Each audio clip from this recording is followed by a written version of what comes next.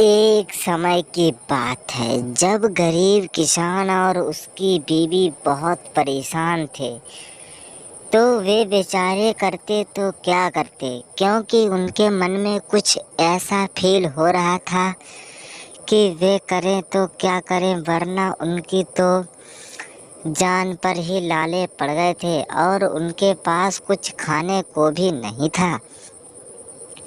یہ سوچنے پر جب انہوں نے اپنا ایک مقصد بنایا تو بتایا کہ آپ سبھی لوگ میری بات کو دھیان سے سنیں۔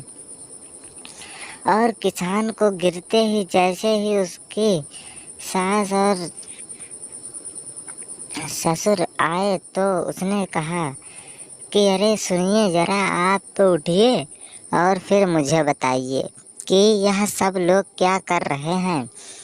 یہ سوچنے پر اس کی باتوں پر کسی نے بھی یقین نہیں کیا اور اس سے کہنے لگتے ہیں، سنو، تم ذرا میرے گھر آنا اور میں تمہیں کچھ کھانے کو دوں گا۔ اور پتہ نہیں کسان کو اور سرپنچ کو کیا ہوا تھا۔ یہ سوچنے پر کسان اور اس کی بیوی، سادھو اور بچہ اس کے گھر گیا، لیکن وہاں گھر میں تو کوئی کچھ تھا ہی نہیں۔ یہ سوچنے پر جب کسان کہتا ہے کہ ہلو ماں جی، کہاں ہو آپ، لیکن اس کی بات کو کوئی سننے والا نہیں تھا۔ یہ سوچنے پر وہ کہتا تو کیا کہتا، اس سے جب کہا گیا کہ سنیے، آپ کو ہمارے پاس کے جانے کی کوئی ضرورت نہیں ہے اور آپ جو بھی کریں وہ بالکل صحیح ہی کریں گے۔ اتنا سوچنے پر کسان بیچارہ کہتا ہے، لگتا ہے یہاں کوئی نہیں ہے اور ہمیں اپنے گھر واپس چلنا چاہیے۔ یہ سوچنے پر کسان کی بیوی کہتی ہے، ارے نہیں نہیں، تھوڑی دیر اور رکو، پھر چلتے ہیں، دیکھ تو لیں ذرا کہ سبھی لوگ ہیں کہاں۔ یہ سوچنے پر وہ کہتی ہے، چلو ٹھیک ہے، ہم باہر ہی چلتے ہیں۔